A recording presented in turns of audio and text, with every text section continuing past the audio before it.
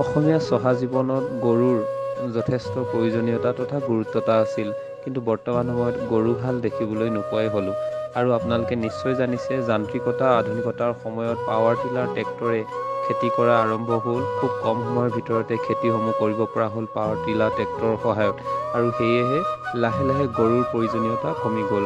বৰ্তমান সময়ত গৰু যদিও দেখিবলৈ পোৱা যায়, সেই গৰুসমূহ বিশেষকৈ গাখীৰৰ ক্ষেত্ৰতহে গৰুক এতিয়া পোহা পৰিলক্ষিত হৈছে। তাৰ সমান্তৰালভাৱে কিন্তু এতিয়া গৰুৰ ব্যৱহাৰ কমি গৈছে। আৰু ইয়াৰ মাজতো আমি লাপোৱাৰ এটা বিশেষ দৃশ্য দেখিবলৈ পাইছোঁ, য'ত গৰুৱে হাল বোৱা পৰিলক্ষিত হৈছে। আৰু এই গৰুৱে হাল বোৱা চাবলৈও কিন্তু বৰ্তমান সময়ত লাগি চাব লগা হয়, কাৰণ খুব কম ঠাইতহে এইদৰে গৰুৱে হাল বোৱা দেখিবলৈ পোৱা যায়। সেয়ে আমিও আপোনালোকক দেখুৱাবলৈ চেষ্টা কৰিলোঁ। আপোনালোকৰ ঠাইতো যদি গৰুৱে হাল বাইছে তেনেহ'লে জনাবচোন।